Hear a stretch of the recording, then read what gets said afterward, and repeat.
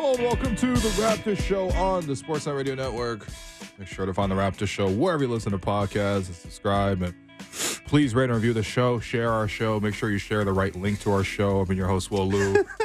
I'm joined by co-host Blake Murphy. Oh, we're going to tee up Raptors Knicks this weekend in a way different way than I expected. Oh, man, I can't do the show right now. Everyone's happy. Everyone's happy. When everyone's happy, everyone's happy. Yeah. What's going on, Shout out to our guy, Fred Katz. Hey, Fred Katz. Raptors Knicks tomorrow. We're going to have a totally different set of questions for you the next time you're on the show. Man. Might have to book you Monday, unless you're predisposed at 2 p.m. Blake, how are you doing, man? You all right? Yeah, I'm all right, man. Can we at least hint at the context here? No, I can't do Fred like that. This is absolutely one of those, like, I'm sorry it's unprofessional to start the show laughing about something we're not going to talk about. This is there are moments that happen online where it exists forever as a if you know thing, and that's what this one's going to be. That's the best I could say about it. Yeah, DM me for the context here. Yeah, and for the link. All right, we're gonna get Sorry, guys. There was a game last night. The first game, I guess the second game of the post Pascal era, but the first one, post saying goodbye to Pascal. We had a Players Tribune last night. We got a Masai press conference yesterday that we didn't fully get the breakdown yet. Mm-hmm. There's a lot. It was a heavy day yesterday, man. It was a very heavy day yesterday. Even Alex was back at the barn. Yeah, Alex was back, but for an entirely different reason, just to play babysitter for his nephew. I tell you, man, when I did babysitting in high school and stuff, I didn't get to go to Raptors games for it. Well, yeah. He also left before the game started because he's like, I've seen enough Raptors games. He missed the Bruce Brown game. He did miss the Bruce Brown game. So we're going to talk about Bruce Brown's debut. As you mentioned, the Raptors played the Bulls last night. This is where we're going to start. So I just had a rolling list of topics here. I'm going to start with the most positive one. Scottie Barnes takeover performance. Scottie, once again, back-to-back nights, excellent in the fourth quarter. Unfortunately, made 2 turnovers at the end there, and I think he missed a free throw. But honestly, the only reason the Raptors are in the game because Scottie had 31 points, 7 rebounds, 6 assists, 3 blocks, 3 steals. And in the fourth quarter specifically, 9 points, including 6 free throw attempts, 3 rebounds, 3 assists, a steal, 2 blocks, lots of stops, lots of two-way sequences. Scottie Barnes 6-0 in the fourth quarter again. Yeah, I mean, this is what people have been hoping to see for a while now. It's something we've got a long glimpse at a handful of times this year, right? Like fourth quarter Scottie Barnes is a thing.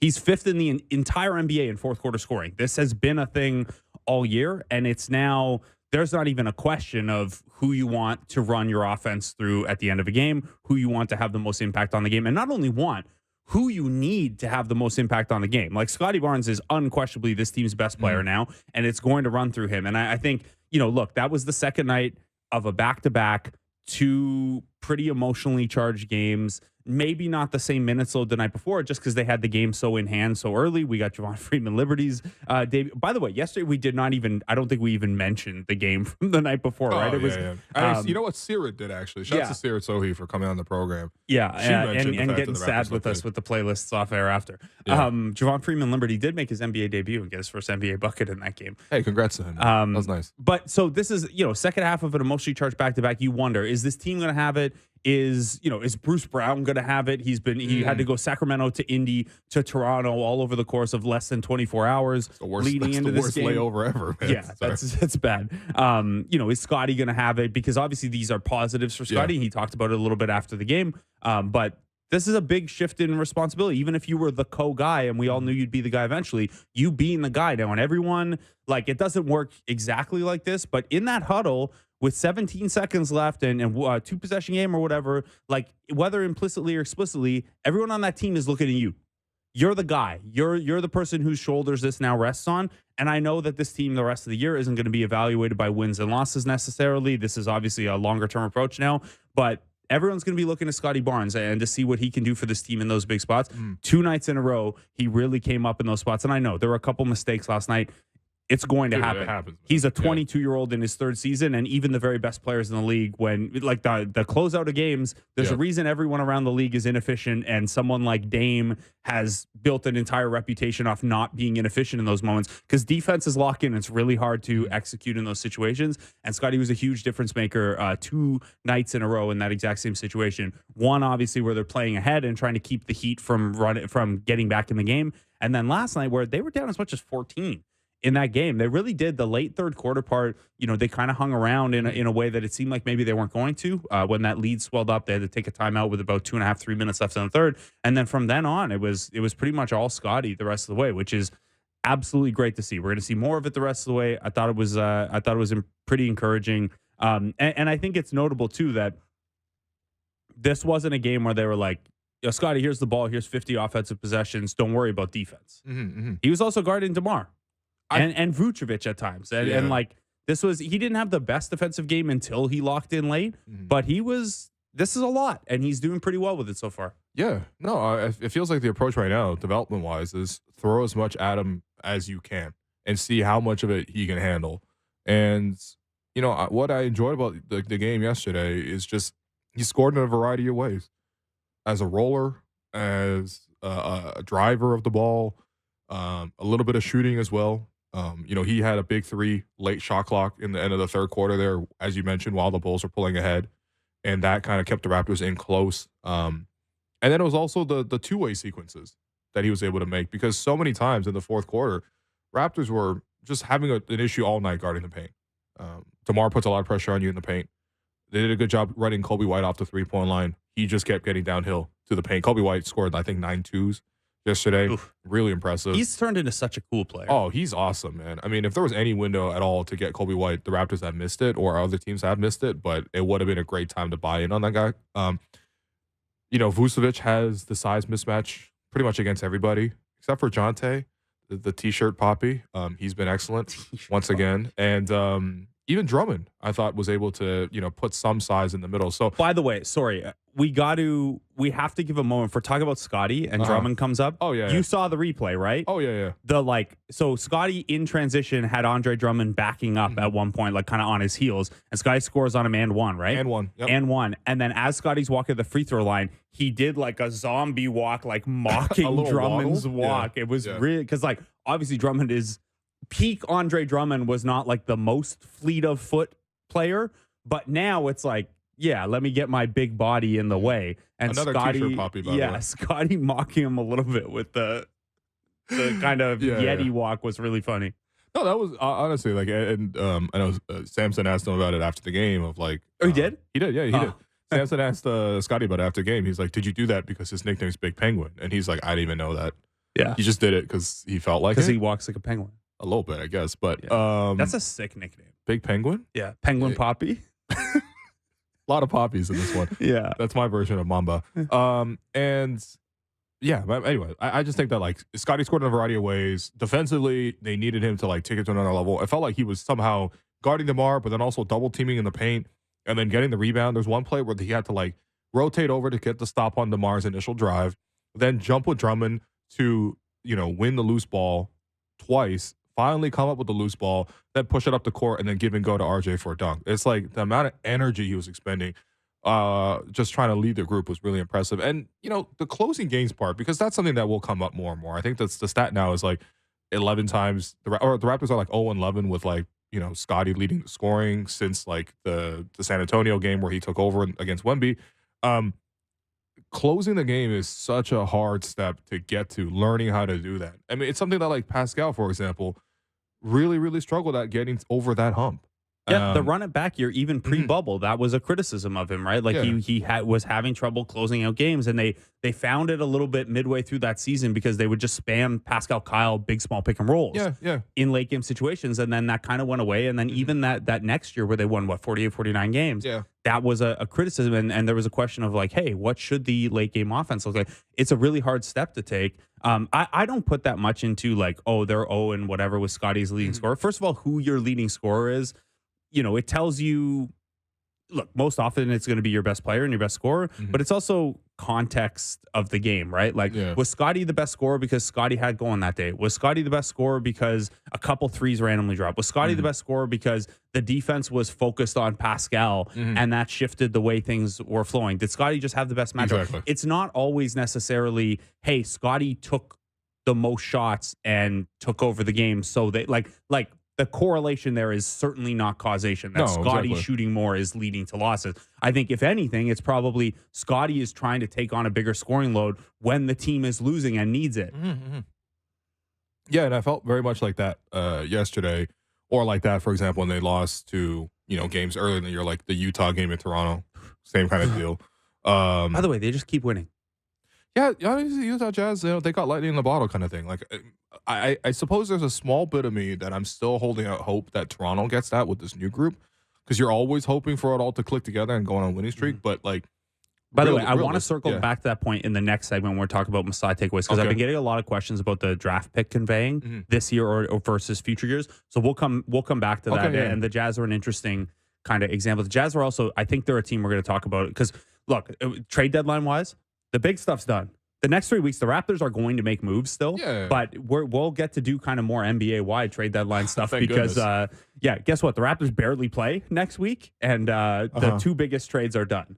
Like Chris Boucher is going to have a new home at some point. I can tell you with fairly certain terms that that's being explored and will probably happen by February 8th. But aggregated, but yeah, we're gonna get to do some. Hey, well, what should the price be for Lauri Markkanen, and how would he fit on the Thunder kind of stuff? Anyway, sorry, I keep derailing us, but it's all good. We've had several days in a row of not getting to do around the NBA or even in game analysis stuff. We're not talking about anything other than trade Pascal. We had the ADHD's hidden today. We had a daily trade Pascal thing, and then the last week has just been all about trade Pascal and him actually getting dealt. By the way, already starting to get the questions of should they sign Pascal in the offseason? It'd be hilarious. I guess we got 3 extra picks out of it. Emmanuel, quickly though, quiet night last night. Yeah. So what did you make of this? Because I thought in the first half it was like I just didn't really notice him that much, which has been pretty rare since he arrived. And then I look at the box score at halftime. I'm like, okay, that matches what I was watching. I really didn't see him that much. And then the second half, I thought it wasn't even. I didn't notice. I thought he was just bad in the second half. Yeah. Like I think this was the worst game he's played since he came over. That Bulls team is interesting to play against. They're better defensively in the half court than you might think, given the individual personnel. They obviously have Caruso, but the rest of it is kind of just like, let's use positioning and smart fundamentals and size, but not traditional rim protection to kind of keep you out of your spots. But what did you make of him having first a kind of invisible one and then a rough one as the game went on? He's been up and down a little bit for me. I think, but I did think last night was probably his worst game. Is that fair? I agree. It was an ineffective game. I didn't think the game against Utah he played particularly well either. But like nobody played well in Utah. The last game of the road trip type of deal. But I think for me, I feel like he's still trying to find that right balance. When is he going to score? When is he going to try to just take over? How aggressive can he be with the offense when he's also trying to be the lead playmaker and things like that? So. I find that that's sort of, something where you see him flow almost in and out of games based on that thing. I also think that for him, like one of the inconsistencies with him is he hasn't been able to score in the paint well, or basically inside the arc. So since coming to the Raptors, Emmanuel quickly shooting 45% from 3. Now, last night he had a bit of an off night. If he knocked down a couple more threes, does this change the game? Probably it does. He's a really good shooter. We've all seen that. He's shooting 40% on 2s so far for the Raptors, and that's down from 51% when he was with the Knicks. At little context here, if we split that into kind of, if we go from 3s and 2s to 4 level score, the 4 kind of different areas, the second box, as David Thorpe likes to call it. Second box. Look, Emmanuel quickly has not at any point been a good scorer. That's what Fred Katz was looking at. Wow. Sorry. All right, we're gonna have to take a break early because I don't know how I'm coming back from that. Keep on. Look, so Emmanuel quickly, and this is. The Tyrese Maxey comparisons were fun, but where I push back on them a little bit is Tyrese Maxey lives at the rim. Yeah. And Emmanuel quickly does not get to the rim at a very good rate. In fact, among combo guards, it's constantly like 20th percentile or lower. He just doesn't get there a bunch. Okay. He prefers instead to take that, floater. Use that a defense is dropping back against him or worried about the 3, like use that extra space to take the floater range. So in that kind of 4 to 14 foot range. So if you think outside the restricted area, maybe up to the elbows kind of range, he takes a ton of shots from there. And the last 2 years in New York, he shot over 50% on them. That's like Etuan Moore territory of being good on those. But he has barely hit them as a Raptor. He's at 38% in that range. So I think, that's a bucket a game, probably, given his shot diet, that you're missing based on the percentages. But I think more so than the percentages hit on the floaters is if Emmanuel quickly is going to reach the upside that we think he can reach, those floater shots are going to have to turn into rim shots more often. Do you think that's fair?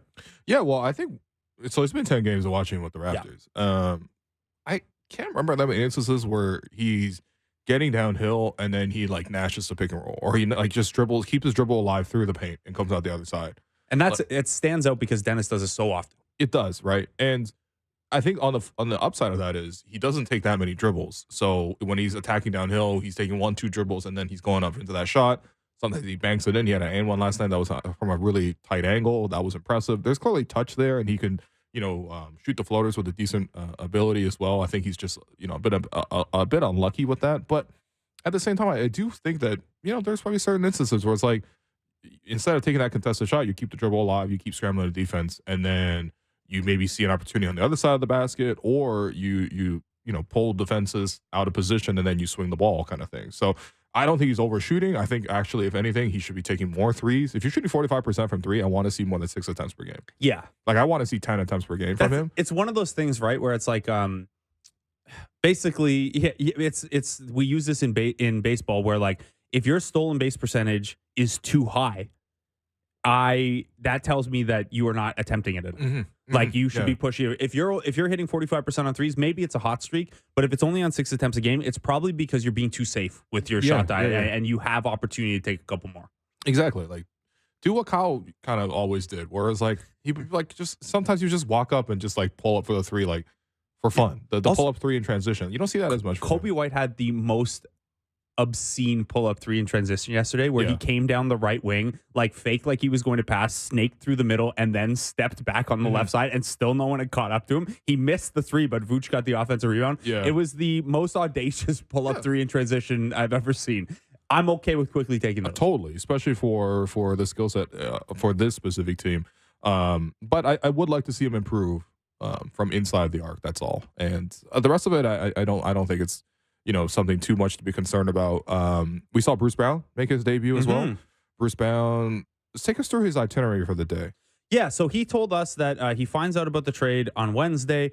He obviously it takes a little bit to get a flight from. So Indiana was in Sacramento. They played the Kings last night. Pascal didn't debut, but we got to see the social media content and stuff like that. Him joining the Pacers, being at their facility and things like that. So Pascal, by the way, is expected to debut tonight against the Portland Trailblazers, and Sportsnet has picked up that game. Oh, nice. So Pacers Blazers at 10 p.m. tonight is on Sportsnet. Oh, wow. If you want to check out Pascal's potential, it's not 1,000% confirmed yet, but everyone seems to think he'll debut tonight. That might be the first time the Pacers are not on League Pass.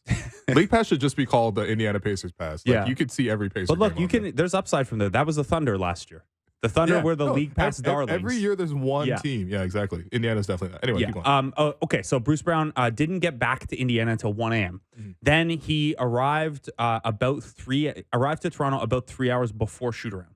He wasn't even sure if he was going to play. He ran over none of the plays. He went through walkthrough. There's an element here, too, where Bruce Brown knows a couple of these guys from playing with them. He said when he was at Miami, they were recruiting Scotty Barnes, so he knows Scotty a little bit there. He's played against Dennis Schroeder in the playoffs, but he doesn't have a personal relationship with any of these guys. Darko told us a really fascinating thing that we'll have to dig in with more on Darko in the coming weeks. But a couple summers ago, Darko was working on a study that he was doing about the best cutters in the NBA and how, and he watched a ton of Bruce Brown tape because Bruce Brown with the Nets was a tremendous cutter. Bruce Brown told us after, he's like, well, I was playing with KD and Kyrie and James Harden. If you don't learn how to cut, you're never going to get the ball. And it's going to be an interesting challenge because he also said in Indy, in the Halliburton system, he knew where all his shots were coming from. He knows what, and now he had to go out there last night not knowing the plays and just hoop for 25 minutes and make reads. And he's like, I screened for Scotty a couple times. It was working, so I just kept doing that. And he had a couple nice passes and things like that. But his timeline went Sacramento to Indy at 1 a.m., Indy to Toronto the next day, got to Toronto a couple hours before the game, wasn't sure if he was going to play, doesn't really know these guys. All he had time to do was DM Michael Porter Jr. and be like, yo, will your brother give up his jersey number for $10K? Jonte Porter, by the way, if he lasts the whole season on two-way, is only going to make like 400 only. It's going to make about 400K this year. 10K for a jersey number is a nice piece of work. Good job, man. And that's completely tax off the books kind of thing. That's That's a pure 10. That's a clean 10. So that's a crazy itinerary also. I think it tells you a lot about Bruce Brown that he was able to come in that situation. And look, it's not impossible. We saw RJ and Emmanuel quickly debut after one, but they had a whole day in Toronto, then a shoot around that afternoon to get ready. Bruce Brown walked in the building and was like, here's a walkthrough, go get your shots up, it's game time. And he played 25 minutes. At the Raptors, by the way, I saw some people being like, why is he playing so much in his first game? They won his minutes by 11. I was going to say, he played a lot because he's one of their best players instantly walking into. I think that tells you a lot about him, as a hoop head, that you can walk into a situation like that you're unfamiliar with all the people and the system and just fit in. He's a really smart player. Yeah. I mean, he played a big role for the Nuggets in the championship run. Yep. And he's probably the biggest piece that they lost since that run last year. And of course, he got cashed out with the Pacers, and that's all good. And unfortunately, now he gets traded. But but there's even that clip that another Raptors Republic, legacy item, Nils. He posted the video on social of Bruce Brown before the game. They huddle right outside of the locker room in the tunnel before they come out for the actual warm-ups. And Bruce Brown's just looking around who is this? Can you take off your warm-up so I can see the name on your jersey? He was just looking around for a solid 30 seconds. Who are these dudes? Yeah. When he first came into the game, he got 2 fouls on him and he missed 3 or whatever. And it was not the biggest debut at that point. But second half, him playing small ball center, I mean, he's got to be the best small ball center per capita, right? He's the smallest small ball center in the league. Yeah. In terms of who defends it, I would give Drew Holiday the edge in terms of post defense. All right. But Drew Holiday is never the center. He's never even remotely the center. He just will switch into the post all the time. Bruce Brown is maybe 6'4", and is just I'll play center. We saw a lot of Rondé playing pseudo center, but Rondé has 3-4 inches on Bruce Brown, and he's got super long arms. I feel with Bruce, it speaks to his ability to space. Obviously, it helps when you have a star player like Scotty to play off of. The Bulls were just regularly sending double teams at him in the second half. And, the Raptors did need to find ways to sort of space and cut. And the fact that, he can instantly walk in just speaks to his IQ. Do you want the Raptors to hold on to him? Because that solves the other question, I know we were going to do much trade talk, but I guess we have to almost. Look, they've got 3 weeks here, and there are going to be basically any team that has a salary that can match and is in the playoff picture right now is going to make a call on Bruce Brown. Shams told us that yesterday, basically, and Bruce Brown's good, man. There's also the flexibility of his contract as a team option at $23 million next year. There's no buyout or anything like that. That's a huge flexibility piece that's a huge flexibility piece for the Raptors where they could play this out and then in the offseason be do we want to be a cap space team? If we don't think there's a free agent that we really want, we could keep Bruce Brown at 23, keep the mid-level available to us, and roll that through. Maybe Bruce Brown has a trademark at the next deadline or whatever. Yeah. He's also, if you're thinking timeline-wise and stuff like that, he's a couple years younger than Pascal. He's closer to OG's age than Pascal. So it's not like he's... I'm not worried about timelines right now. No, and it's not... I just mean it's not like he has no value by next year because he's 34 or something like that. Yeah, right. But that same thinking would probably be the case for 12 teams in the league who would be well, we could get Bruce Brown, maybe use that team option, but if we're in a cap crunch or something like that, we could turn around and trade him or get out of that money. It's a real interesting piece. So I think they're going to take a lot of calls on him, but they're just not going to sit him out for 3 weeks while they figure that out. So my answer to this one, unfortunately, is I think it'll come down to what kind of offer they get. If a team's just hey, here's Evan Fournier's dead money and a future second, I think they just keep Bruce Brown at that point. Along those lines, do you want Fournier and Grimes? Is that moving you? Grimes is interesting. Okay. I've got a lot of shooting guards now. Yeah, I probably ask for the Knicks have a lot of firsts, and I know they're saving them in case a star becomes available or whatever. But Grimes is a rotation caliber player. It's not nothing. Yeah, give me a first and another 2 Asylum files, and let's call it even. Yeah, drop the lawsuit. And maybe we should get Fred Katz to talk on to talk about that. Oh, buddy. Bruce Brown, by the way. Bing bong. Bruce Brown, by the way, really great for the media. Yeah. Really great interview, seems like. Yeah. And I love his energy and his spirit. It's great to hear. And I've heard he's obviously when trades happen like this, we hit up our friends who, cover teams in different markets or might have coaching relationships or whatever. And it really does. This doesn't matter for the Encore product, really, but everyone speaks highly of Bruce Brown. Everyone speaks highly of Jordan Nwora, who obviously has the Masai relationship as well. By the way, I was watching Jordan Nwora shoot because he didn't come in the game. He can shoot. He could shoot that thing. Yeah, that might he was be shooting it. really well. Yeah, that might be like he's probably it. But he's headed for free agency, and he's 25 years old, and we've seen 4 years of him getting rotation chances. Look, if you're 6'8" and you can shoot, I'll give you a shot in the rotation just to see. But I don't know. And then the other thing is like Kyra Lewis is like apparently a tremendous dude too. On top of just having some of the most entertaining G League tape. By the way, he's with the 905. He's going to play with them tomorrow. Okay, exciting. Gotta look at him there. Yeah, so a lot obviously to unpack there. Last one for you on the game because I know we want to do a bunch of the Masai stuff. The Raptors closed super small. Yeah, they did. They closed with Scotty as the center, I guess, or Bruce Brown if you prefer, and then Gary, Dennis, and Quickly. And at one point it was RJ in place of Dennis, but they made that switch with a little bit left, I think, just for an extra offensive boost. And RJ was having not his most efficient game.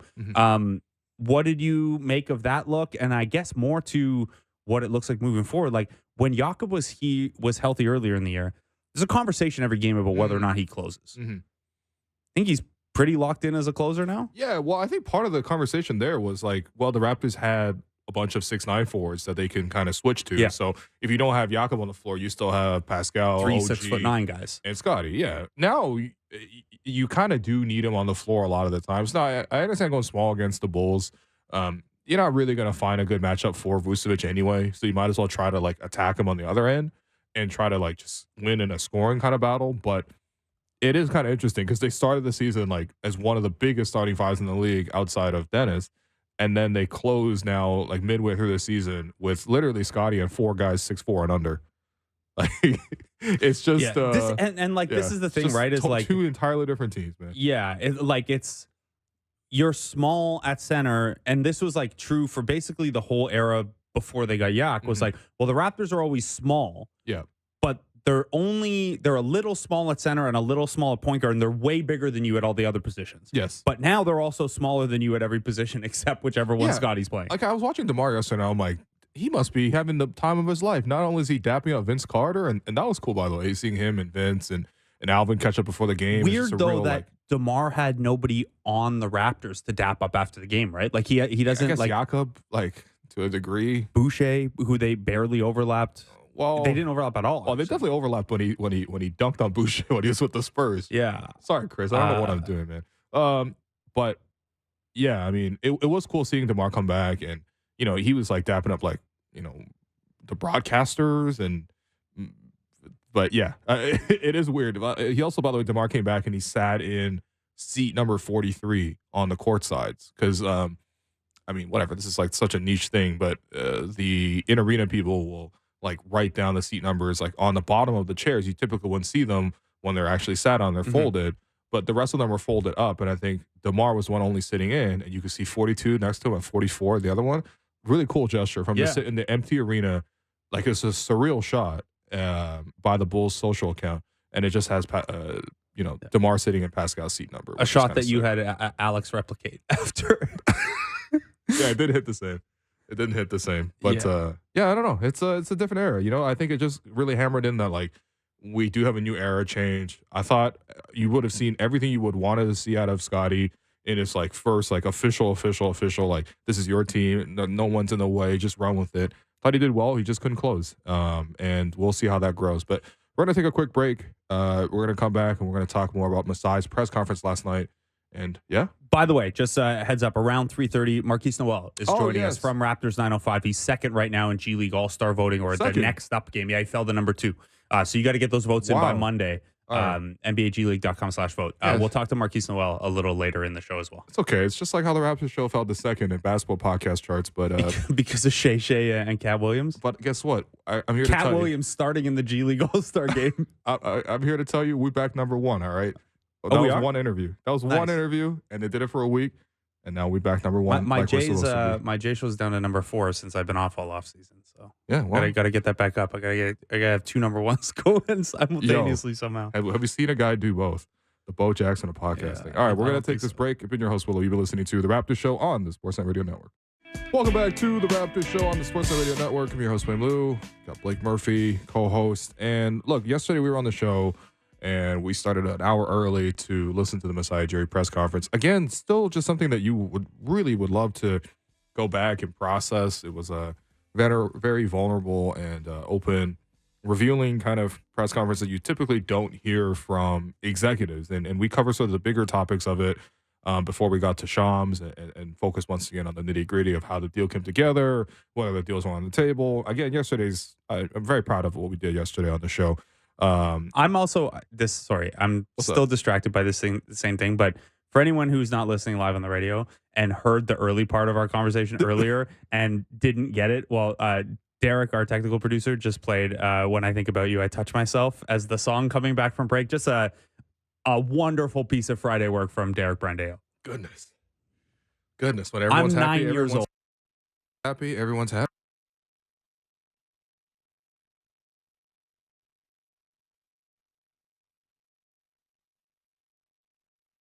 Well, we'll keep going as if nothing's going. We can't control anything. So yesterday, Masai's press conference. There's a lot to pull from it. And sorry, my headphones are all acting up here. Is that anyway? What is front of mind for you in terms of Masai's press conference? Like, we obviously touched on some of the stuff, but I sat with this. I went back. I listened to some more clips. I wrote yesterday as well. So there's a lot that we can pull from here. Some of it's sillier and more fun. Some of it, I think, that gives us a real window into what this team was thinking, not only this deadline, but last deadline. Sorry, man. It's a lot of technical difficulties. I'm just ditching my headphones, by the way. I'm going to talk to you, and someone can text me if we're having, because I can't do that. So what's front of mind for you? I know we both said we'd come with a couple different topics that we wanted to blow out. Okay, so I think the number one takeaway from the press conference yesterday, in terms of the basketball strategy of it, was that Masai clearly believed that run deserved one more year and one final chance. They talked about it. He said, we had an all-defensive player in OG. We had an all-NBA player in Pascal, an all-star in Fred VanVleet, a rookie of the year in Scotty Barnes. Coach of the year in Nick. He didn't say this, but coach of the year in Nick Nurse, coming off 48 wins. He just felt like that group deserved another run. They had the 48-win season, and, it looked like they were maybe going somewhere. He wanted to see how far it was going to go. He looked at it on paper. He saw that the talent was better than it was as compared to the previous season, even though their record was a lot worse. And he also kind of mentioned that, that group said that they needed a rim protecting center. And so they went out and got that in Jakob Poeltl. Obviously, it was too late and it was too little in the first place. And since then, it's all completely fallen apart. But he did at least give us the justification for it. But at the same time, he also essentially said, if I'm guilty of too patient, then whatever. And it's like, I think he was guilty of being too patient with that group, because you probably should have, not doubled down at last year's trade deadline. And I get the sentiment, where I had an issue with it last year at the deadline. And look, I love that 48-win team. That was a fun year. That was a fun fight back in the playoff series and things like that. And I get, if you look at that and you think, man, Scotty is better quicker than we thought. We've got all these other pieces. Like, what if Scotty had taken the jump last year that he took this year? That was the ideal script. And that's maybe not it's not maybe. That's not a realistic expectation for a player in year two. But what if, right? And you would probably kick yourself if you tore it down and then Scotty was this and you were like, man, we maybe could have made a run. Where I have trouble with it, though, is heading into the trade deadline, there were 7 games under 500. They're 23-30 the week heading into the trade deadline. Pascal Siakam's in year 6 at that point. Fred's in year 6. OG's in year 5. Chris Boucher's in year 5. Even Gary had been with the team a couple years. You're not an old team, but you're not super young. I think that when you look at that 48-win season, there are some underlying indicators that they overperformed a little bit relative to what the actual talent level was in a weird season as the NBA got back to normalcy and stuff like that. I think the 7 games under 500 probably should have told you enough. I think 53 games, given that it came with players who, other than Scotty, you were pretty certain who they are. And given that, yes, you won 48 games the year prior, but you had a good idea that was probably closer to like a 44-win team on true talent, maybe. I disagree with the Jakob Poeltl trade at the time. I understand the on-court aspect of why he would be a good fit and why that would make the team better defensively, open up some stuff pick and roll wise. But yes, I agree with Masai's theoretical that I think he was too patient. I think he gave them enough time, and digging in further on it at the deadline rather than saying we gave it a year and a half, it's time to reorient, was a mistake. Yeah. Okay. I'm with you on all of that. So let's move on to the second thing that I thought was noteworthy, him defending that Jakob Poeltl trade. Because I think the way Grange posed the question to him was, part of the thinking of trading a first and only protecting it for this year's draft 1 through 6 is that the 2024 draft is a bit weak.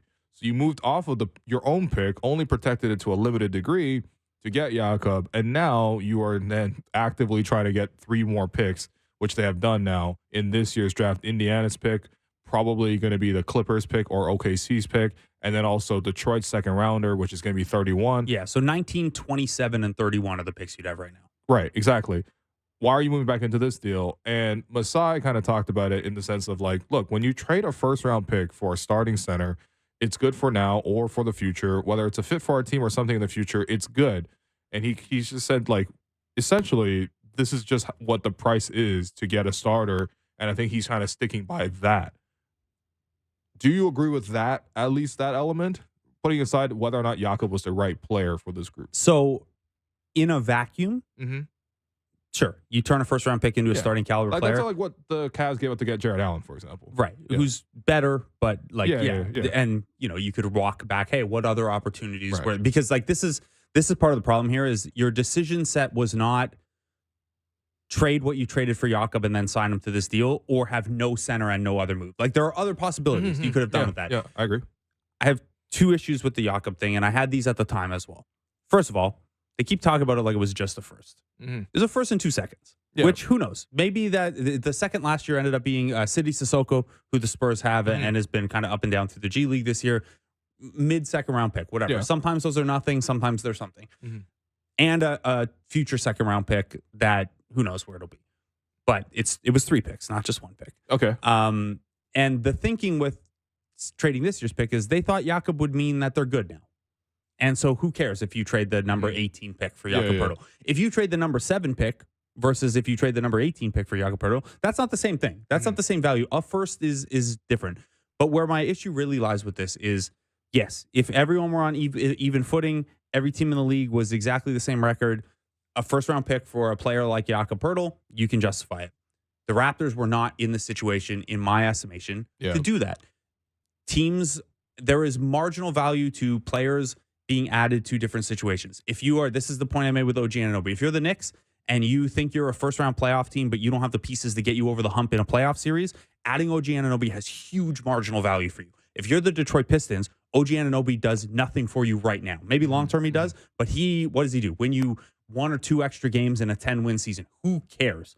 If you're the Knicks, the marginal value that is massive. If you were a team that was, if you're the Thunder right now, say, and let's ignore Jakob's contract. Let's say it was last year where he's in expiring or whatever, and you're this year's Thunder team that has the center of the future in Chet, but could use a little rebounding boost, could certainly use a center who can give you good minutes off the bench and play next to Chet a little bit. If they gave up a mid-first round pick for Jakob Poeltl in the situation they're in, with lots of other firsts where they're very, very close to contention, yes, that makes sense. The Raptors were not in that situation. The marginal value of adding Jakob Poeltl to a team that was 7 or 5 or whatever it was by that time the actual trade happened, but heading into that week, 7 games under 500, was just not there to warrant a first and 2 seconds. And like, you got his bird rights, you were able to re-sign him, sure. But you're also able to re-sign him at like full market value, like 4 years, 78 million. There was nothing left on the table there. So, my question is, can you get a first from now for him? I don't think so. I think because so then you've already lost value because you have given him the deal now. Like, I don't think that deal's going to age poorly. The cap's continuing to rise. Jakob's he's a good player. He's not the top 10 center that Masai had said last year when they acquired him. This time, he's a starting level center, which is fine. Teams would have if they really wanted to shop Jakob right now, they could at worst get out of his contract and take nothing back. Like it's not a Wiggins situation where you have to pay a team to take him on. He's playing, he's productive, he's good in his role, he's good at the things we knew he was good at. But I if don't. you I can't get a don't first think. round pick back for him right now, then I guess you've lost value. And maybe There's you no could, arguing but around it. I don't think it's going to be a top 6 protected pick from a team that could potentially miss the playoffs. Yeah.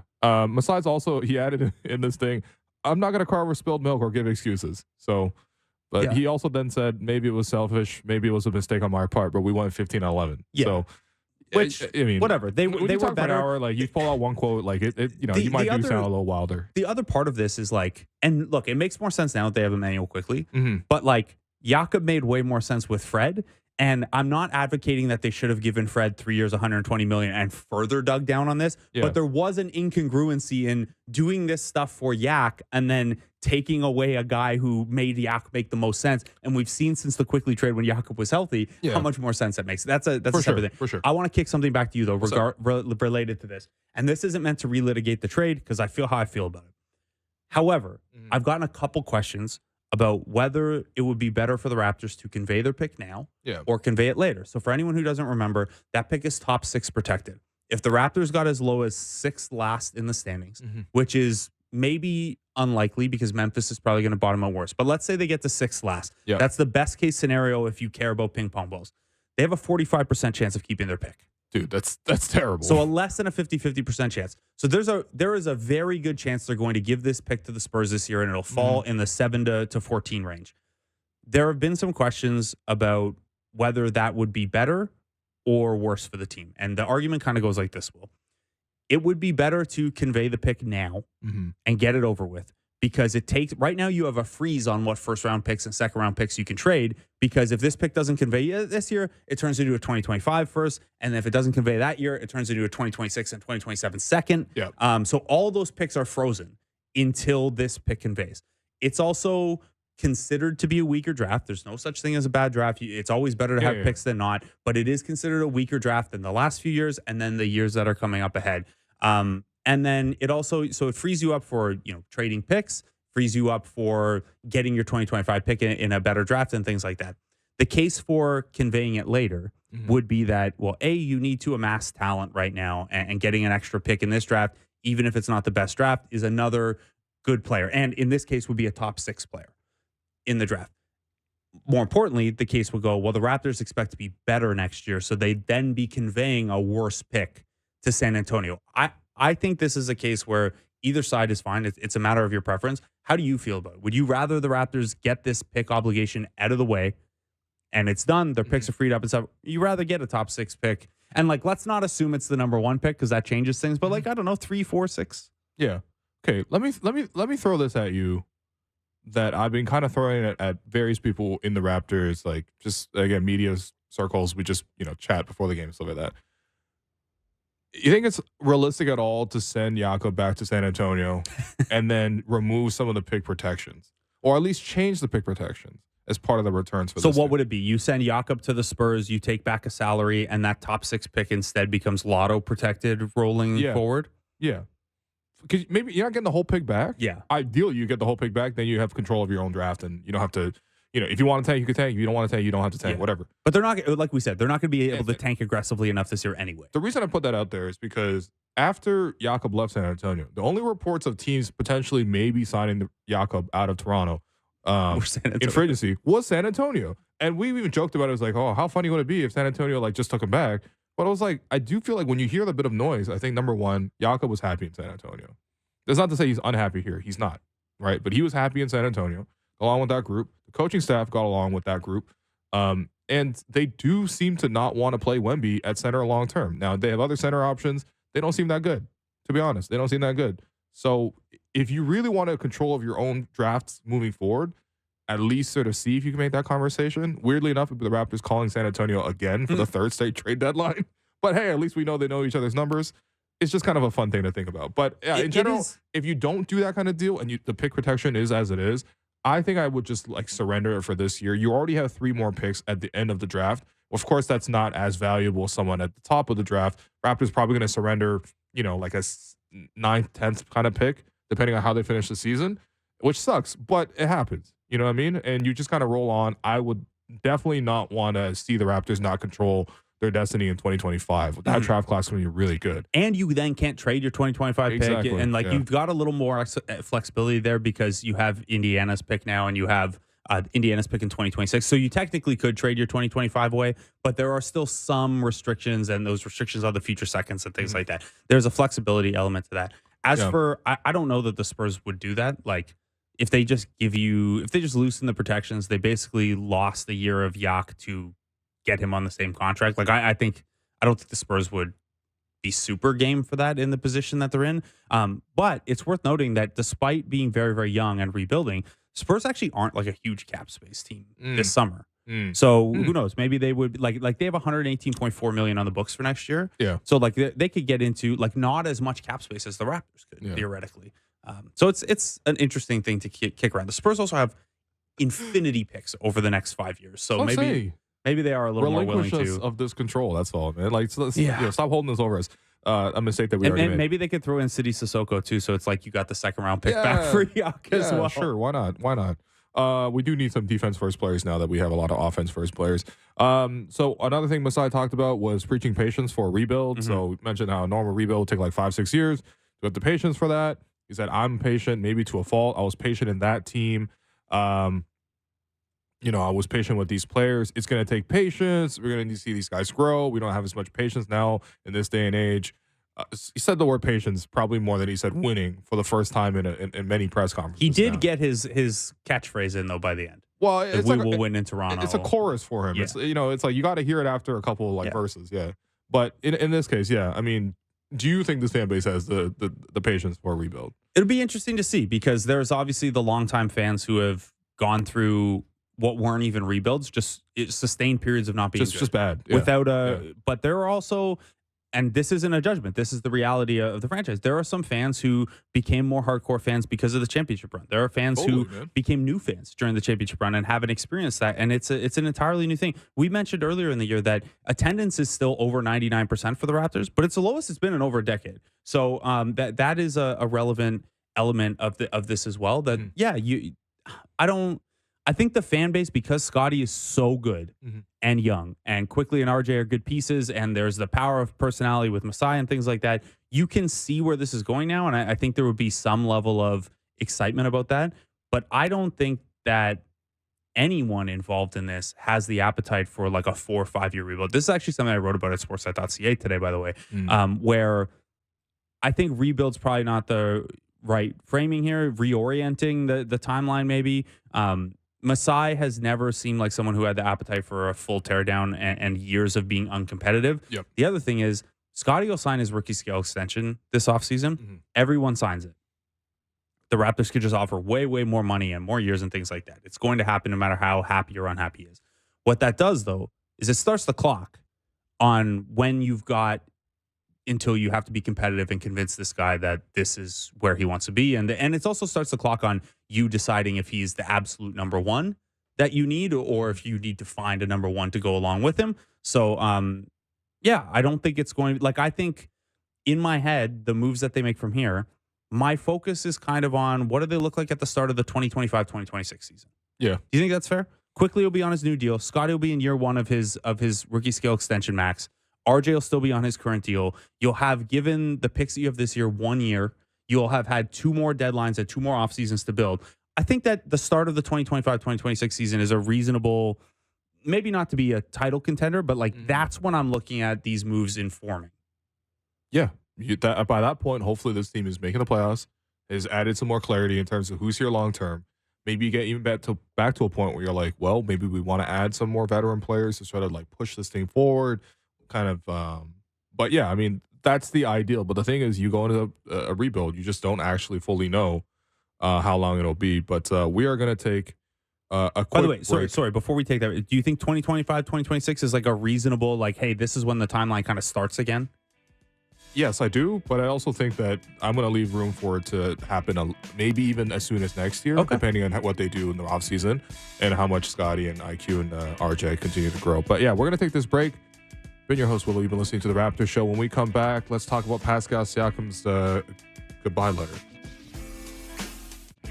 Welcome back to the Raptor Show on the Sportsnet Radio Network. I'm your host, Wayne Blue, joined by co-host Blake Murphy. So, Pascal had just an excellent Players Tribune piece go up. You could definitely tell that he put a lot of himself into this one. I mean, Players Tribune process for people who actually I don't want to burst the bubble. Never mind. This is all directly written by the players for sure. Sometimes you got like pro wrestling, editors. man. Don't break kayfabe. You're right. In any case, though, lots of great memories. If you haven't seen it already, go to the Players Tribune. It's got Pascal Siakam on there. It says Toronto forever. You won't miss it.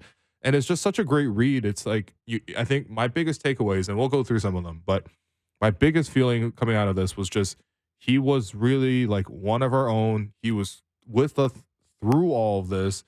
And I think even getting his sense of how he had the experience of playing in Toronto, I think it's just really rewarding to know that he reflected a lot of the same feelings that the fans had about how special this group was. And it just kind of confirms that. We already knew that to some degree, but to hear sort of the last guy, Pascal essentially is turning off the lights for the whole era. And with this kind of moving on, just confirm for us one last time how special this last decade was. So just want to, just if you want a good cry, I suppose, you can head over to the Players Tribune. Yeah, and it just like, man, how much he wanted to be that not only connective tissue, but like that bridge between, at one point he was the future and then he was the present, and then he was the past, but as still the present, he was the link to that, right? And I think he wanted to carry that on. Like, you look at not even dynasties, because dynasties don't really exist in basketball anymore, but you look at teams that have won multiple championships over windows, and you can at least trace some of that back to the last time. And, when the Raptors next win again, there won't be anyone here who was there when they won the first time. And Pascal, it comes through that he really wanted to be that on the basketball side, on top of which, and look, this is not unique to Pascal. He's not the first person that's felt this way.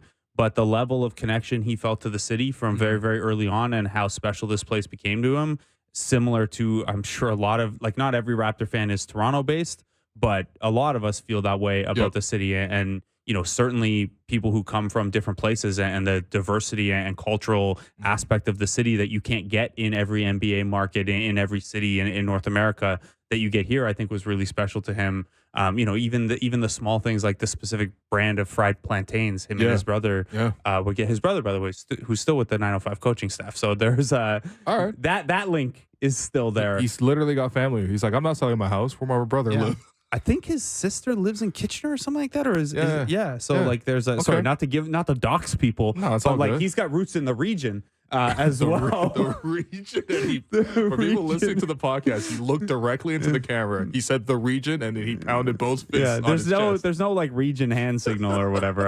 It's the region. So I don't know, man. It obviously meant so much to him, and like you really do believe that he wanted to stick around here, and be that kind of connection to a past that was so special for this franchise. And that's still there. Masai and Bobby and the rest of the front office were still there. We as media, we as fans and things like that is still there. But on the actual team, there's no longer a connection to that, which was only not even 5 full years ago now. I don't know, man. There's a sense of finality to it, and what'd you call it? Turning out the lights? I think that's a good way to put it. It's it's a weird one. Again, to go back to the Chris Boucher meme of Will standing in the empty house at the end of Fresh Prince of Bel-Air. Is I don't know. It's weird, and like you read something like that, and it feels so nice to read, and it feels so special to read. And obviously, it's sad, but it's sad in like a good way. Like this is, of course, it's so cool that this happened and this meant so much to you. And then like it kind of sits with you that like there's no getting that back. The next trade is not bringing back someone that you have almost a decade of connection to, and you can basically tell the story of this 10 years of the franchise through this one player. That's not there anymore. You can't get that back. You have to rebuild it completely anew now.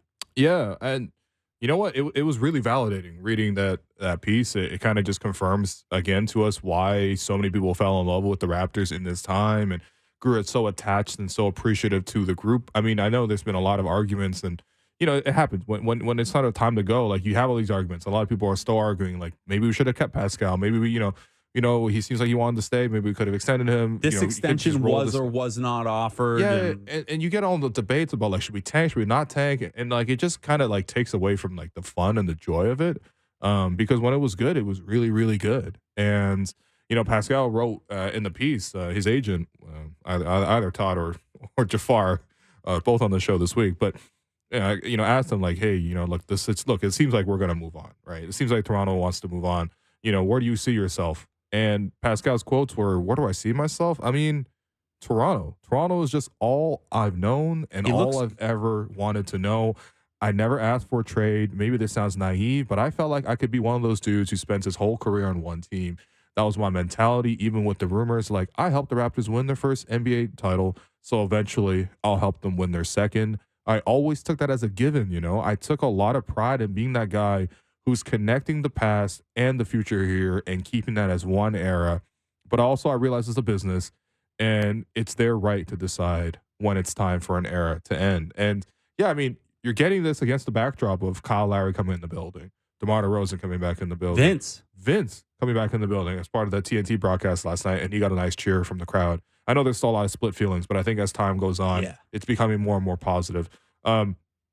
And I know it means a lot to Vince, too. You can see how touched he was with that tribute and the ovation. I mean, back to when he came back with Memphis that one time, and there was a tribute, and that was really awesome. But like you get to see like Raptors culture celebrated in that way, and I'm looking forward already to February 14th when Pascal Siakam's going to be coming back in, and even before that, Fred VanVleet's going to come back, and OG Anunoby's going to come back with the Knicks later this year, right? I don't think we played 2 home games against the Knicks come yet? back. I'm pretty sure. Okay. In any case, like, you're just going to get to see this over and over again. And it's special because you did spend that time with these people. And I think that like the storybook idea of this was like Kyle and DeMar, out of sheer accident in the Rudy Gay trade, pull together, band together, and really create, Raptor culture. The We the North era, that's when the branding came on strong. That's when Masai and Bobby took over, and they were pushing forward and they're building this identity. They become a playoff team. They hit all these, like, literally year after year, they would set, like, franchise record for most wins and things like that, go deeper and deeper into the playoffs. Yeah, they hit their heads a lot of times on the way, but it was just such a romantic feeling. And, of course, eventually you got to the point where you got to finish and you got to get over the top. And so you get Kawhi, you get Mark, and you win the title. But it just felt like just this storybook thing, and we've established the Raptors as an organization. And that's always going to move on. Like, Kawhi was always going to move on.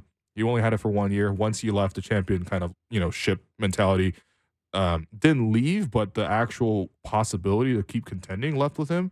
But it was like, can we keep that culture going? And Kyle was so good in that next year of doing that. And you were sort of hoping that you would like pass it on through the guys who were younger, who are still here, like OG, like Norm, like Kyle, or sorry, like Fred, like Pascal.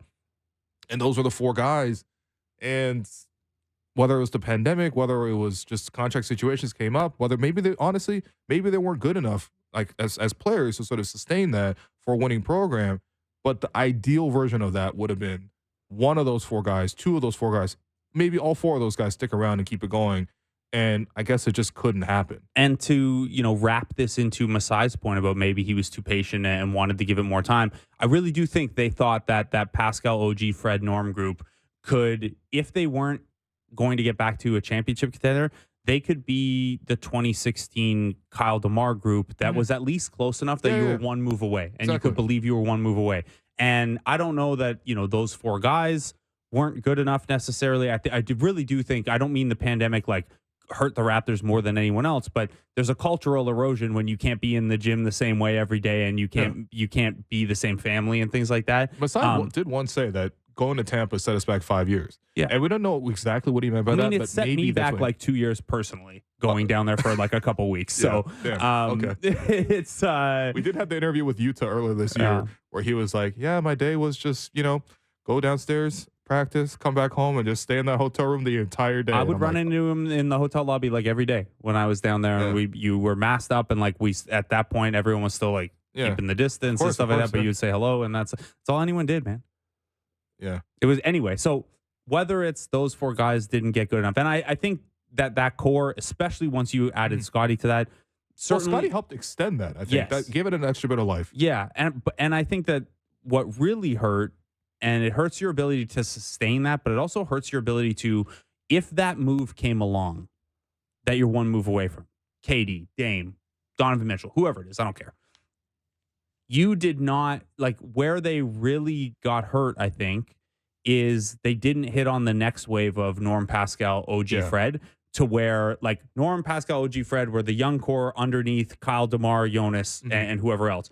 And then when they had to cash in some of those guys for win now moves, those younger guys were all ready to step into that. There was no next wave of that. And that, you know, a good bench doesn't drive championships as much as, you know, having the best star players, but it does keep you flexible. It does give you trade assets, stuff like that. Like, again, Norm was the 11th man before they went all in. Yeah. That's wild. That is wild. That a guy who is like a no doubt 25-minute-a-game guy on contenders every year since was an 11th man. Our 11th man had a 60% true shooting percentage. Crazy. Year. Like, it's like OKC is right now, for example.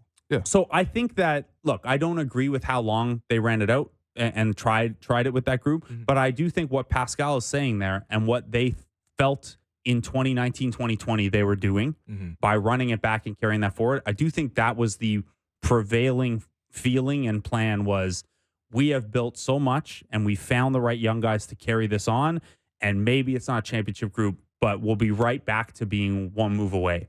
And Pascal very much thought he was. Obviously, the players thought that that wasn't even the case. They could be that group. Right. Of course. I mean, look, I don't want the players to come in and be like, well, we're just like, you know, we're just here and hopefully we get another Kawhi to fall in our lap kind of thing. You don't want to revisit Tuesday's conversation about signing jerseys and stuff? Yeah, fair enough. Yeah, so I don't know. I do think that Pascal's piece, even though obviously the relationship with Masai by the end seemed a little eroded there, to where Masai privately apologized to him, and publicly apologized to him the other day. But look, it's water on the bridge, man. Yeah, like, it does seem like what Pascal felt emotionally and what he felt the responsibility for with that franchise was really in line with what Masai thought the next era would be for the franchise. Yeah, listen, once everyone gets their money, I think everyone's usually pretty happy.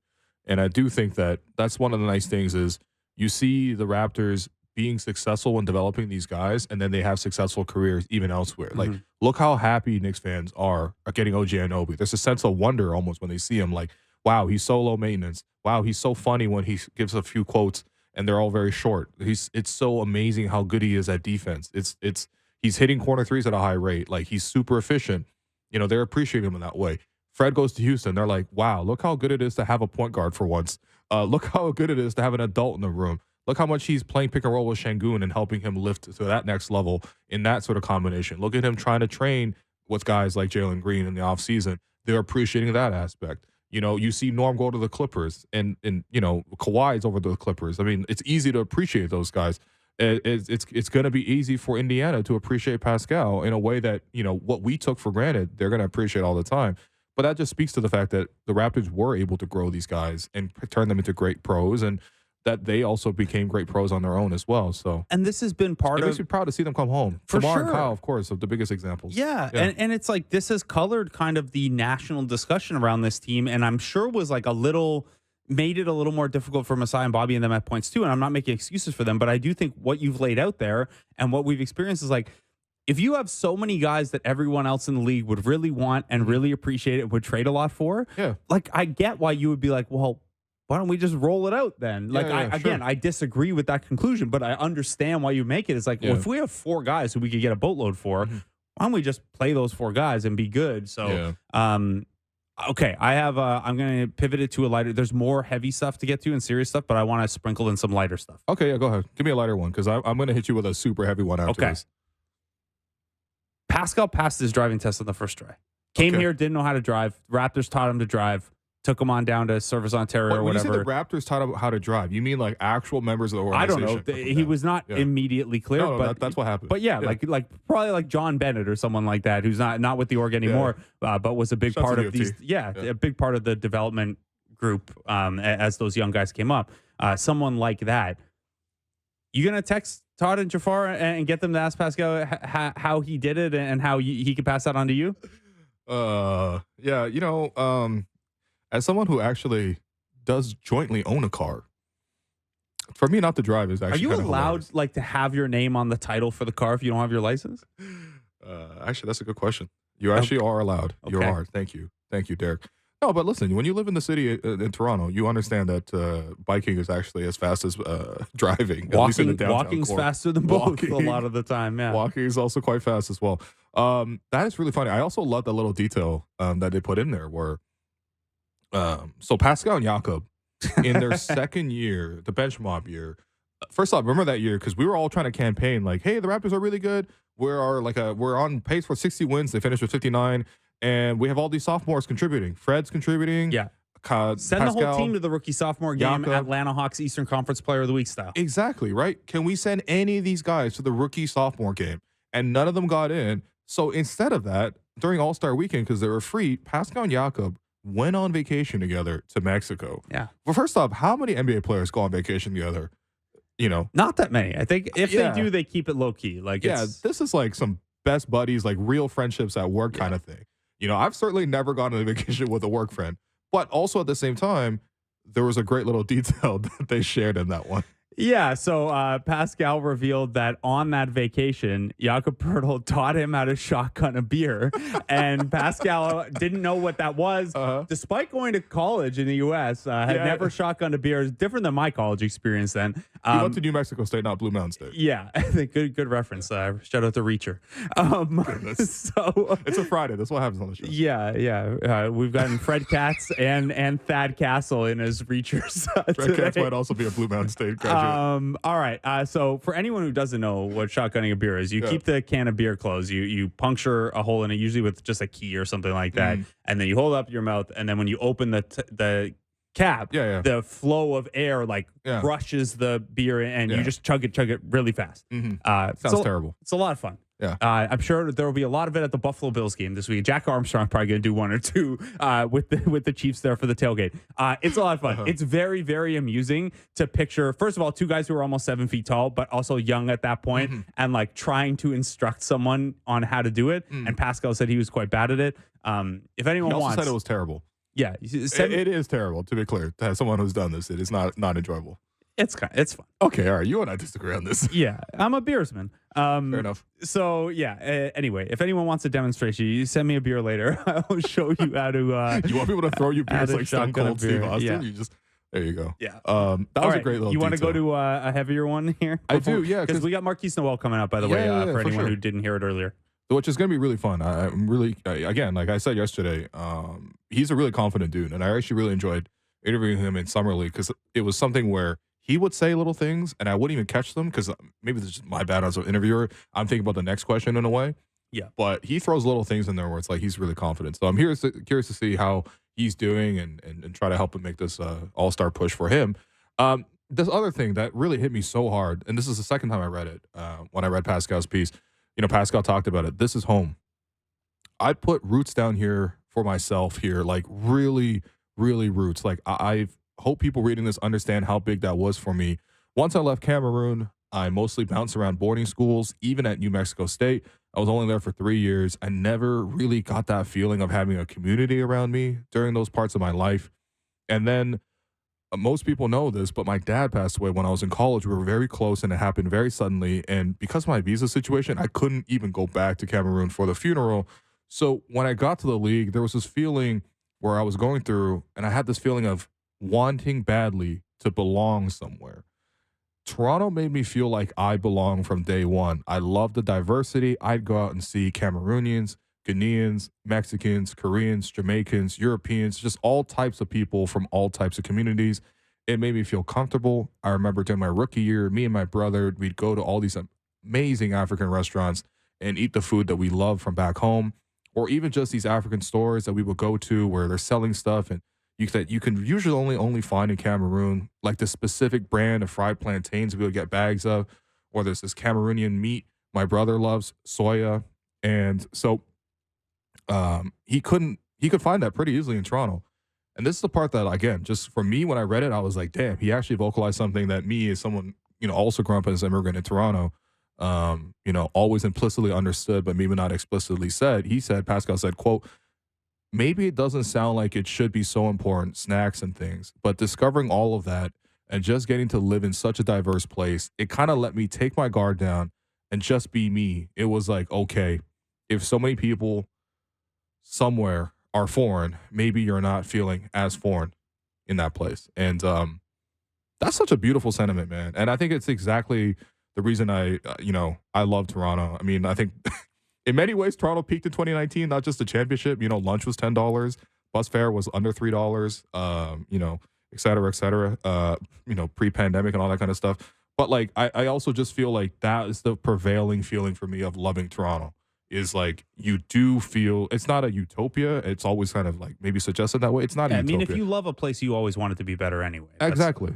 But, just like in The Last Black Man in San Francisco, you're not allowed to hate a place unless you love it first. And I truly love Toronto for this exact reason. I have such a hard time expressing that value to people of how nice it is to come here and just feel a little bit less foreign. And yeah, I mean, I'm so happy that Pascal was able to share that experience. Like, he understands Toronto. Like, to me, that's the number one quality of the city. Yeah, and I can't speak to that particular experience, obviously, but I do think it's something that is really important about the city and really important about the Toronto Raptors, right? Like, this is a Raptors team that for predating the Masai era always has had a focus on, and this is mostly a talent thing. It's not, you're not going out and getting people because they're from diverse backgrounds. You're going out and trying to field the best basketball team. But this franchise has a rich history of that. First with the European wave of guys that teams weren't really doing yet in the Brian Colangelo, Mauricio Giardini era. Yeah. And then obviously with Masai being pretty ahead of the curve in terms of scouting and grassroots in Africa. And we're going to see that continue. Masai, one of the things we didn't really get to talk to that he noted the other day was like, yeah, it's intentional that RJ is here and this is home for him. Like that's another dude. When thing he said that's that story about this. how, because Masai's been GM now, or GM/president now for 10 years in Toronto, and even before that he was in Toronto, but as a lower executive, whatever scout. When he mentioned that story of Rowan Barrett always bringing his teenage son over to introduce himself to Masai because he said this kid's gonna be special. By the way, Rowan was definitely right. Like, RJ was literally number one prospect in the country and went number 3 overall. That's wild to me, man. That's gotta be a wild feeling as Masai too. Like, you know what I mean? Like, he talked about how Jordan Nwora, he has a connection to Jordan Nwora's dad. He's known Jordan Nwora since he was 5. Yeah. Nwora, who grew up in Buffalo, by the way, but is Nigerian. His dad is a big figure in Nigerian basketball. And again, we're kind of back to this family element, and it's so much about the relationships and culturally what basketball means to the people playing it and to the cities that they're representing. And it's, I don't know, man, it's really cool. Again, I can't speak to Pascal or your personal experience with that part of Toronto, but I think it's very, very important and very, very cool that the players who have meant so much to this team represent the parts of the city that mean so much to the people who root for this team as well. I think there's a nice connectedness there. And like, we'll see. This doesn't happen. War is a great example. Like, that's cool. But if he's only here for 3 months, that probably doesn't matter all that much. It's going to be who the next wave of people are, who the people who are making connections to this city, to this fan base, to the culture here in Toronto. That, it's and this is a conversation for another day, but it feels like it's not impossible, but to replicate what the last 10 years have been like, organizationally, culturally, successfully on the court, how much these players have meant to the city and the fans and stuff like that. It's a long road back, even if you like the pieces and where they're at right now. Yeah. So kind of just closes the whole chapter. Next week, we start fresh. We just talk about the young guys and talk about how they're growing and see what the games and the matchups look like. Also, they only have like 2 games next week. How about we start fresh right now with one of the new guys? You give away a jersey before we take a break and talk to Markquis Nowell. Yes, thank you so much. So, the NBA All-Star Game is less than a month away, and you have the chance to vote your favorite Raptors, like Scotty Barnes, to the All-Star Game in Indianapolis. Today, votes count 3 times. And Scotty Barnes had like 30 last night and like 3 steals and 3 assists, or 3 blocks. Sorry, I don't have the box score up. He had a great game yesterday. That's my point. You should vote for him because it counts 3 times today. Go to the NBA.com or NBA app to cast that vote for Scotty Barnes. To celebrate All-Star voting, we are giving away a signed Scotty Barnes jersey. To enter for your chance to win, text today's code word VOTE to 59590. Again, the code word is VOTE. Text us into 59590 right now to enter for your chance to win a signed Scotty Barnes jersey. Yeah, and also coaches, send Scotty Barnes. That you have the most important vote. You're the ones who are going to determine if Scotty's going to go to the All-Star game ultimately. And I mean, I hope Billy Donovan looked at last night's game and was really impressed. So yeah, you'd hope. I don't know how you couldn't be, really. Yeah, look, it was really impressive, and I hope the coaches will do that. We know that they tend to sort by standings and go down that way. So Lame. I'm a little skeptical that'll happen, even though I think he deserves it. Someone who is going to be at All Star Weekend, though, is Markquis Nowell. He is second right now in G Nice. League Next Up All Star voting. So he slipped from first to second here, but he's got a really, really good chance, and he deserves to represent Raptors 905 There you go. and the G League in Indiana. We're going to take a break. Markquis Nowell is going to join us on the other side. All right, you've been listening to the Raptor Show on the Sportsnet Radio Network. Welcome back to the Raptor Show on the Sportsnet Radio Network. I'm Blake Murphy. Will Lou alongside me. He'll tag out for this Markquis Nowell interview, and then we'll talk to Will again before we head into the weekend. We've talked a lot about Scotty Barnes and his All-Star candidacy, giving away a signed jersey throughout the week on the show. Also All-Star weekend, though. So Sunday, February 18th, the day of the All-Star game, at 1:30 in the afternoon, there will be G League Park in the NBA crossover at Indiana Convention Center. Convoluted name, but there's going to be what's called the NBA G League Next Up game. There'll be 28 G League players involved in that game, including 10 selected by fan vote. That fan voting goes until Tuesday at midnight. You can go to NBAGleague.com/vote to vote for which 10 G Leaguers you want in that game. There is a real Raptors 905 presence in the top two. I will say Markquis Nowell, the point guard for Raptors 905, who's having a tremendous season down there, averaging 16 points, 3 rebounds, 9 assists, 2 steals. Really, really helping the 905 out, especially since he's come back from an earlier season rib injury. He was number one for a while. Now number one is Ashton Haggins, who is actually a former Raptors 905 player. Raptors 905 fans need to make sure that this vote doesn't end up this way, that it's not a former 905er at number one, that it's a current 905er in Markquis Nowell. Trevel and Queen, Scalabissiere, Trevion Graham, Luca Garza, Amoni Bates. So there are, and Mac McClung, who's going to be in the dunk contest. A handful of names you might recognize in that top 10. But it's Markquis Nowell at number 2. It's Markquis Nowell who needs to be number 1. You've got till Tuesday to vote. NBAGleague.com/vote. Markquis Nowell of Raptors 905 joins us now. Markquis, what's up, man? What's going on, man? Thank you for having me. I appreciate you. Thank man. you for coming on. Appreciate you taking the time out. Gotta ask, man. So you're number 2 in this G League All-Star voting. You were number 1. I'm sure you're going to get number 1 back. What does that mean to you? Like I know you have a big following coming here, but now to see the Raptors fans and the 905 fans behind you like that as well. How much has that meant to you? It means a lot to me. I mean, to know that my supporters are going hard for me, and are really serious about voting and seeing me, in the G League Next Up game. It just makes me proud, man. I just want to have fun and put on a show for them when I do get to the G League Next Up game. Man, your game, you got to feel like your game is suited for all-star environment, right? Like I know you're a basketball player, NCAA and a pro level basketball player, but that game translates well to a free-flowing all-star style, right? You looking forward to that part? Yeah, for sure, man. I love All-Star games because I get to be more entertaining in a sense. And that's the environment that I grew up playing in, being from New York City and playing in the Rucker Parks and the Dykemans. So yeah, I'm super excited. I'm super ready for that game. So you do have that New York following, obviously. Like we notice here in Toronto right away. Like you've got the fan base built in, the Twitter following, and things like that. How much of this do you think? Obviously, the Toronto fan base has embraced you as well, but that New York fan base that you carry with you everywhere, you think that's a big part of making sure you're in that All-Star game as well?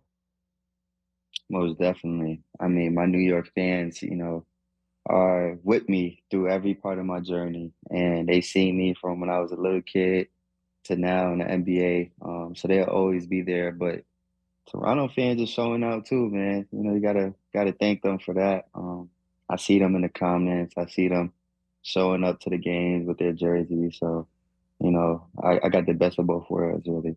If you do, I mean, you will make that game at this point. You're not going to fall from number 2 out of the top 10 here. You're going to be there in Indianapolis. And look, we can call it the G League Next Up game. It is a fan vote, but it's All-Star game. It means you're one of the very best players in the G League right now this season. What does that side of things mean to you?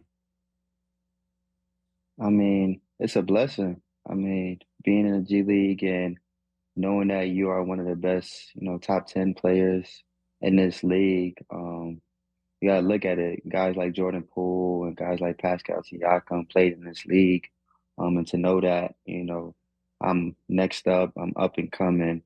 It's just a testament to my hard work and belief in myself. So, You mentioned Pascal there. Obviously, he was traded this week from the Raptors. Fred VanVleet, who you didn't cross paths with, but another guy who used the G League as an undrafted guy to carve out a really, really good all-star caliber NBA career. When you entered this season, signed a two-way with the Raptors, headed down to the G League, how much did you look at and even pick the brains of guys like that who had followed that same path, G League, before they had the NBA success?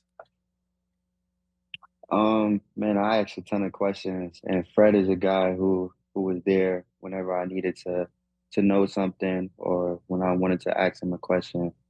And Pascal, I've seen his day-to-day work.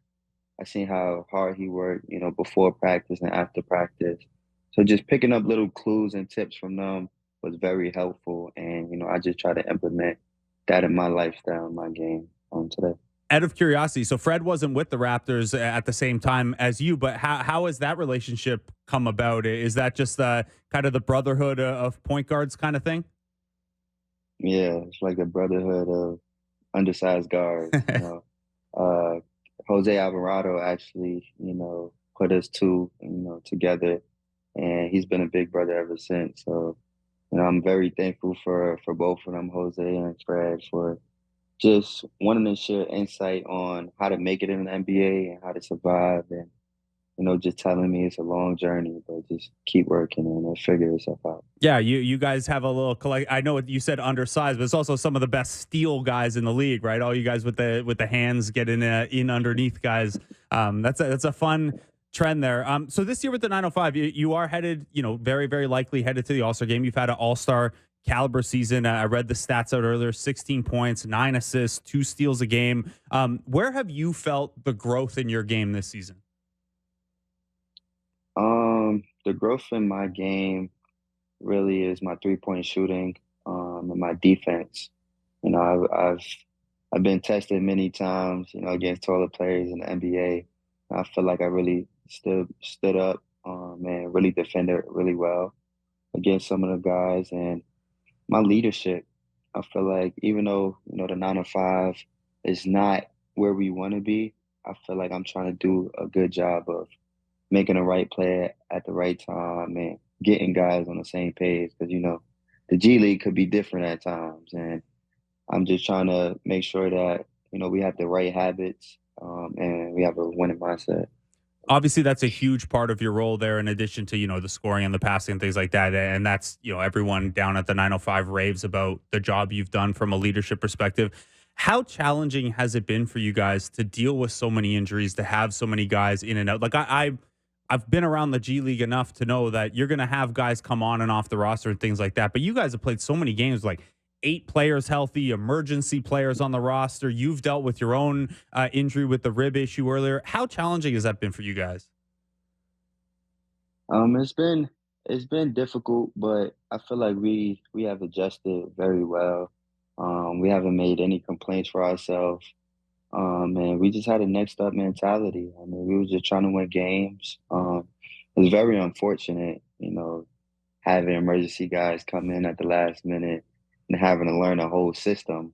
But we did a good job of sticking things out and staying together. So I'm really proud of my guys for that. How much of that, and I know you were out for some of those games, but as the lead point guard and a leader on that team, how much of that falls to you to, hey, Markquis, man, we're going to give you the ball and these guys don't know the plays. You got to just find them some spots.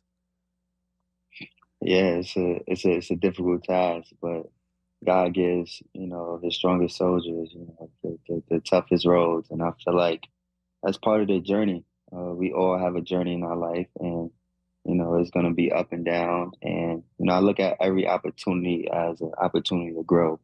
And when I seen that, I had to reflect on what I could do to become a better basketball player in person.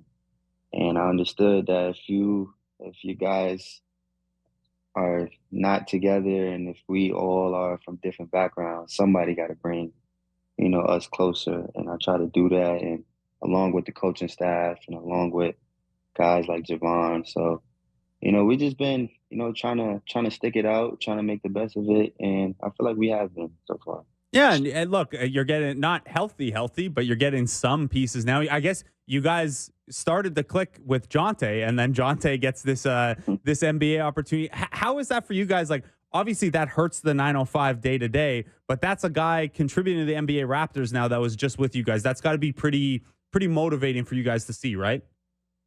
Yeah, for sure. I mean, shout out to Jonte for getting that opportunity and being ready when his opportunity was called. That's the lead though for you. One day you might not have a job, and the next day you might be starting. And Jonte, put in the work, and when his number was called, he's doing really well for himself. So. Another change you guys are going to have tomorrow, and I don't know if you got to see him at practice today, but Kyra Lewis is down there now. You guys saw him a little just a couple days ago, actually, with the squadron. I guess first of all, like I know he had the ACL tear and stuff, but at one point he was like the fastest guy in the league, certainly in the G League. Is he faster than you? You guys got to sort that out, or what?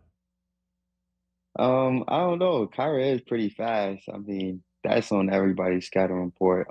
Got to see him yesterday. We worked out together. We got acclimated with one another, and we competed against one another. So the respect is there, and I'm excited to see what he does tomorrow and how fast he is. I'm excited to pitch the ball ahead to him and let him go. You guys tomorrow, so that's a 2 p.m. game at Paramount 5 Food Center in Mississauga. You'll be there. Kyra will be down there. Javon's back with you guys. When you have, and I know Javon's more of a combo, and part of his development is playing more of an initiator role at times. You guys kind of have three guards down there. How much is that going to change things for you guys, and does it change your role at all much? Um, I feel like it's not gonna change much, in a negative sense, but instead it's gonna give us a ton of confidence to go out there and play fast and play freely. We got three great ball handlers and people who could create for themselves. And we got a bunch of guys on the court and off the court who are going to put us in a position to win. So it's going to be fun. It's going to be exciting. It's going to be an adjustment as far as getting that chemistry. But man, it's going to be one of the fastest teams that you've seen in a minute. Yeah, it's going to be a lot to keep up with for defenses. Markquis, back to your individual game. You mentioned earlier that in addition to the defense, the three-point shooting has been something where you've seen your growth. You're shooting 39.7% on threes this year. When you sat down with the Raptors, I know they signed you on draft night. So undrafted, you got scooped up right away. In your conversations with them, not that you were a bad shooter in college, you shot like 35% on threes over your 5 years in college, but how much of those conversations with the Raptors were about, hey, if you're going to make it to the next level, that's got to be a big weapon in your game? Yeah, we talk about that a lot. I mean, the main priority right now is defense, picking guys up 94 feet and just making their lives miserable out there on the court, and then stretching the floor. That's a big part of today's NBA game is you got to be able to shoot the three. And my personal development people like Coach Mary and Coach Fortune and Coach Darko, they always tell me, man, you just gotta keep shooting that three ball how you doing and keep growing. And I'm doing it so far, but I just want to keep building as time goes. On the defensive side, you obviously can't change the size that you are, but what goes into you becoming a better defender on that side of the floor? I mean, the steals are what they are. I watch the games. You're obviously positionally sound and things like that. But what can you work on, or what do they have you working on to kind of, I guess, make up for the fact that you will be the smaller person in your matchup most of the time? Um, Picking up 94 feet. I mean, you see guys like Jose Alvarado, and I harp on him because that's like my brother, big brother. And when you're an undersized guard, you gotta play defense before the point guard gets across half court. And I feel like that saves us a lot of time. That saves us a lot of energy because we just gonna knack at the ball. We're gonna swipe at the ball. We're gonna foul sometimes, and we're gonna play with a lot of energy and a lot of heart. And for me, I feel like I just have to continue to keep doing what I'm doing in games. I feel like I'm getting better and better, and I'm adjusting to the NBA, game. So, Markquis, you have gotten briefly into an NBA game this season. Obviously, you're waiting on a bigger opportunity here. If there's some stuff you can't control here. How much do you find yourself, though, keep an eye not only on the Raptors' performance, but trade stuff happens, and maybe the roster could trade. Like, how are you kind of tracking when your opportunity might come?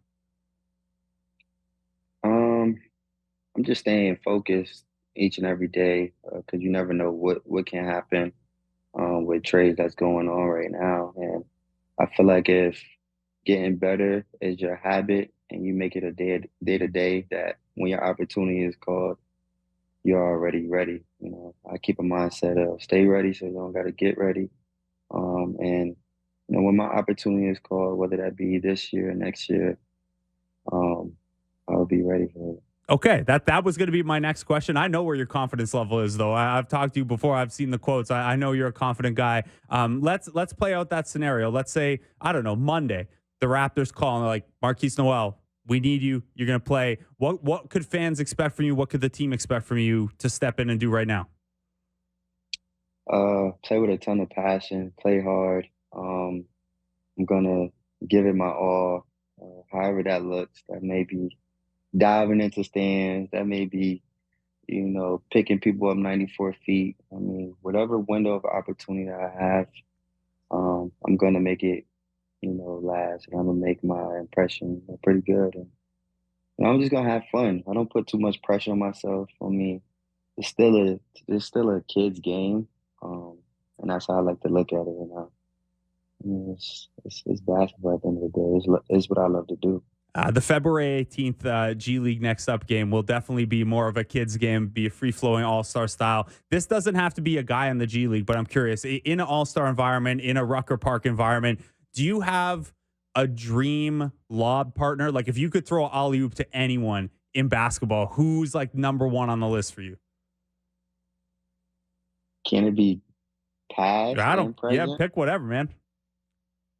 Michael Jordan and LeBron James. Okay. For sure. Yeah, that's a pretty good two pick. I wondered if maybe you'd pick Wemby just because we'd then have the tallest player in the league and be a fun connection there. But yeah, you can't go wrong with MJ and LeBron.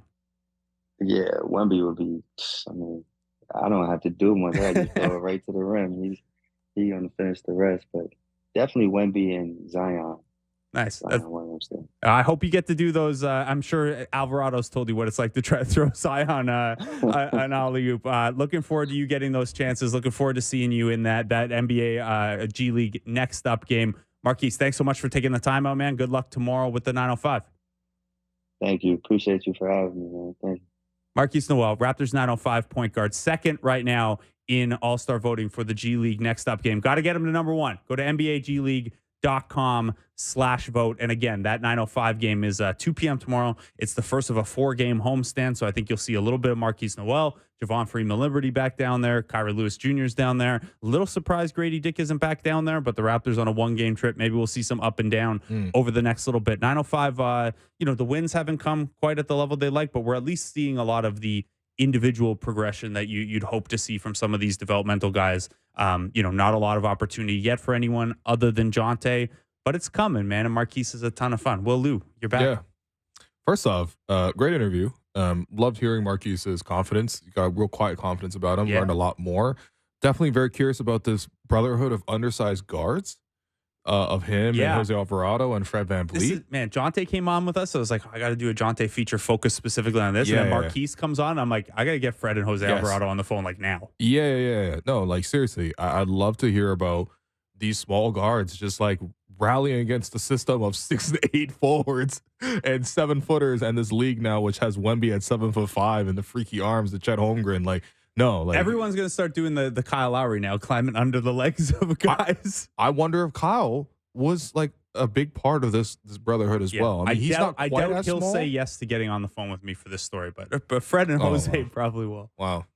Yeah. By the way, at the arena yesterday, DeMar also gave me a little tap on the shoulder, and I was like, "Damn!" So I got a what up, Lou from Kyle Lowry last week, and now I get a little love from DeMar as well. I just What up, Lou? What that was cool, man. I told him welcome home. Yeah, you need the soundbite of "What up, Lou" and pair it with "Will Who." Oh, I thought you were gonna be like, oh, the "What up, Beck." Oh yeah, that too. Not quite. Maybe not on the same level. A couple other takeaways from that though. This idea of him throwing a lob to Wemby, like I need to see them recreate the Muggsy Bogues Manute Bol one. Yeah, with the 3 basketballs in between. Yeah, it'd be cool. Except, I didn't. That's a hard question to ask because I want to be like, hey man, you're short and Wemby's tall. But it would be like, it would be very cool to have the smallest player in the league because Markquis is technically in the league. He's on a 2-way. He's throw a lob to the tallest. Is Wemby the tallest? Is Bol taller than Wemby? I forget where it exactly comes down, but close enough. Some people swear Wemby's 7'5", but he says he's 7'3". Okay. Yeah. Is this like a KD thing where he's like, no, I'm 6'11". Don't call me a 7-footer. Don't call me 7'4". Yeah. Yeah, everyone don't call me 5'11". I'm 6 feet. All right. Yeah, you know that struggle, Blake. So I'm 5'10". I admit I'm 5'10". Okay. All right, There's no. It's all good. You can't all be 6'2" like me. It's all good. Yeah, it's all good. Yeah, we can't Sorry. all. What am I even doing this for? Okay. I'm so vain. As we head into the weekend here, we only got a couple minutes left, but the Raptors will play the Knicks tomorrow. Yeah. Dude, I'm excited, man. Jokes aside about bad links. Look, OG's going to get to play against the Raptors again. He has played. They just played 3 games in 4 nights. He played 127 minutes over those 3 games in 4 nights. Yeah. And there was kind of a quote from Tom Thibodeau asked, like, how do you know he's comfortable with that? And he's like, well, he played in Toronto. I don't have a question for you. I just thought it was pretty funny to hear Thibodeau be like, hey, I'm not the only Thibodeau. It is funny, mostly because there became a meme that went around of people calling Nick Thibodeau. Like Nick Nurse, they were calling him Nick Thibodeau for how much he's using his players. So I like when the meme actually gets acknowledged by the people involved in that meme. I'm just looking forward to seeing like what kind of reception RJ gets, what kind of reception Quickly gets. They were like players that the Knicks like drafted and grew, and I know there's always frustration with young players because they're not all perfect right away. Nobody really is, even older players. But I'm sure they're guys that New York fans should feel really proud of, and I think it's gonna be a really cool moment for them to get to go back and just get that kind of love because you get to see OG again against the Raptors as well. I love that Scotty was like, someone asked him, I was like, hey, what do you think about going against OG? And he's like, man, I'm not worried about all that. So I would love to see Scotty go at OG, his good friend, and that'd be a fun matchup. I guess it's gonna be a fun matchup. What really helps in these times too is like Quickly going against Brunson. Yeah, the Knicks are 8-2 since the trade. Like, if there was going to be like, it's easy to welcome Quickly and RJ back as Knicks fans. I think one because especially Quickly was really well liked there. RJ was up and down as a young player who has developmental ups and downs tends to be. But yeah, if they had gone 5-5 since the trade, maybe it's not as warm a reception. But everyone's happy with this. Man. They're 8-2. The Raptors are going in a different direction and they're not winning as much. But it's still everyone.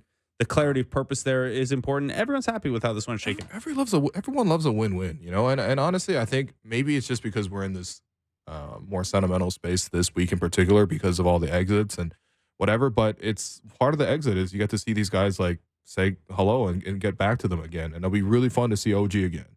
Like it's not gonna be fun when OG shuts down.